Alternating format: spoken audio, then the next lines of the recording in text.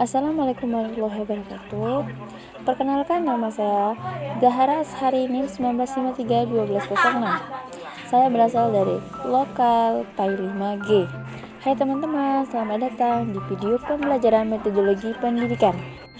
Adapun macam-macam metode. Yang pertama, metode-metode dalam cooperative learning. Yang kedua, metode-metode dalam active learning. Yang ketiga, metode-metode dalam accelerative learning. Yang keempat, metode-metode dalam quantum learning.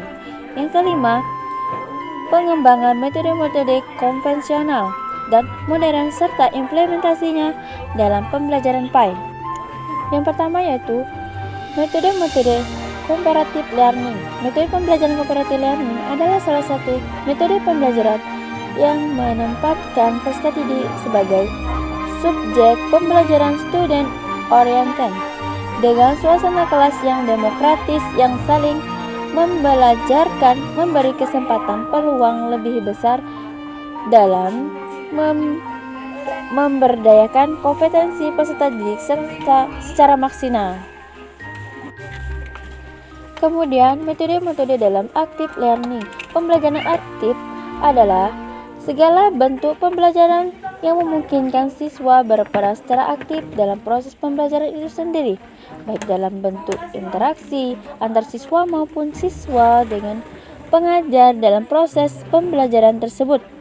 Adapun guided teaching, pembelajaran teaching, metode ini merupakan aktivitas untuk mengetahui tingkat pemahaman siswa atau untuk memperoleh hipotesa. Kemudian, the power of two, gabungan dua kekuatan. Metode ini merupakan aktivitas pembelajaran yang digunakan untuk mendorong pembelajaran komparatif dan memperkuat pentingnya serta manfaat sinergi. Adapun cut shot, cari kawan. Metode ini merupakan aktivitas kolaboratif yang bisa digunakan untuk mengajarkan konsep, karakteristik, klasifikasi fakta tentang objek atau mereview informasi. Routine roles,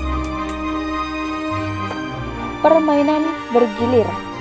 Metode ini menggunakan aktivitas yang memberikan kesempatan kepada peserta didik untuk melatih kecakapan dalam bermain peran terhadap situasi kehidupan nyata. Adapun reading guide atau pembelajaran dilakukan berbasis bacaan teks. Kemudian info share. Metode ini memberikan kesempatan kepada siswa untuk belajar di luar kelas, keluar dari lingkungan kelas. Indicate mark. Metode ini adalah cara menyenangkan lagi aktif untuk meninjau ulang materi pembelajaran. Kemudian every is a little hard. Metode ini mudah dalam memperoleh partisipasi kelas yang berdasar dan tanggung jawab individu. Kemudian student case study. Studi kasus merupakan salah satu di antara sekian metode pembelajaran yang dianggap sangat baik. Ada PowerPoint, counterpoint, ada student question hub, kemudian listening team. Kemudian metode dalam accelerated learning. Pembelajaran yang dipercepat adalah filosofi pembelajaran dan kehidupan yang mengupayakan demekanisasi dan memanusiawikan kembali proses belajar serta menjadikannya pengalaman bagi seluruh tubuh, seluruh pikiran, dan seluruh pribadi. Oleh karena itu, accelerated learning, pembelajaran yang dipercepat berusaha membentuk kembali sebagian besar keyakinan dan praktik yang membatasi yang kita warisi dari masa lalu. Adapun prinsip pokok pada pembelajaran accelerated learning, pembelajaran yang dipercepat. Yang pertama, belajar melibatkan seluruh pikiran dan tubuh. Yang kedua, belajar dan berkreasi, bukan mengonsumsi. Yang ketiga, kerjasama membantu proses belajar. Yang keempat, pembelajaran berlangsung pada banyak tingkatan secara simultan. Yang keempat, belajar berasal dari mengerjakan pekerjaan itu sendiri dengan umpan balik. Yang keenam, emosi positif sangat membantu peserta didik.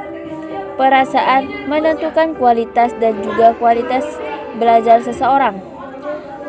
Yang ketujuh, otak citra menyerap informasi secara langsung dan otomatis.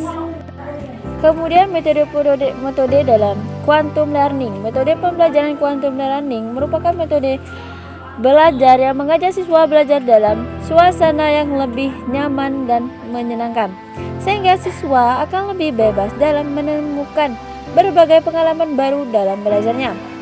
Quantum learning merupakan kiat, petunjuk, strategi, dan seluruh proses belajar yang dapat mempertajam pemahaman dan daya ingat serta membuat belajar sebagai suatu proses yang menyenangkan dan bermanfaat.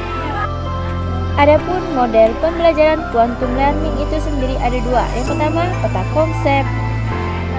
Pada peta konsep itu sendiri seperti pada umumnya, yakni kita membuat judul di atas, kemudian membuat cabang-cabang yang berupa kata-kata kunci dan gambar untuk menarik perhatian. Yang kedua, itu teknik memori. Itu melatih imajinasi, teknik rantai kata, teknik pelesetan kata, sistem pasak lokasi, teknik akrosistik. Kemudian pengembangan metode-metode konvensional. Pembelajaran pada metode konvensional, peserta didik lebih banyak mendengarkan penjelasan guru di depan kelas dan melaksanakan tugas jika guru memberikan latihan soal-soal kepada peserta didik. Macam-macam metode. Ada metode ceramah, ada metode jawab, ada metode diskumentasi, ada metode kerja kelompok, dan yang terakhir metode karya wisata. Adapun metode mengajarkan konvensional. Metode ini adalah metode mengajar yang lazim dipakai oleh guru atau sering disebut metode tradisional. Metode mengajar inkonvensional. Metode ini adalah suatu teknik mengajar yang baru, berkembang dan belum lazim digunakan secara umum, seperti metode mengajar modul berprogram pengajaran unik masih merupakan metode yang baru dikembangkan dan diterapkan beberapa sekolah tertentu yang mempunyai peralatan dan media yang lengkap serta guru-guru yang ahli menanganinya. Adapun pengembangan metode konvensional dan modern serta implementasi dalam pembelajaran PAI. Metode pembelajaran modern dan konvensional yang dibutuhkan adanya resistasi, yaitu adanya kemampuan guru mendengarkan, siswa mampu bicara, membaca, mempraktekkan, dan melakukan tindakan pembelajaran secara tentatif dan konstruktif agar mampu menciptakan pembelajaran yang lebih hidup, mudah, dan cermat. Selain metode ini juga didukung oleh metode pembelajaran diskusi dengan senantiasa berkomunikasi secara lisan antara guru dan siswa dalam membahas, mengkaji, mendalami, dan mempresentasikan sebuah materi. Pembahasan pembelajarannya dimiliki kualitas topik atau judul yang berkena secara kontekstual dan analitik. Mungkin inilah penyampaian materi yang dapat saya sampaikan. Apabila ada kata-kata saya salah, saya mohon maaf kepada Allah, saya mohon ampun. Wabillahi taufiq wal hidayah. Wassalamualaikum warahmatullahi wabarakatuh.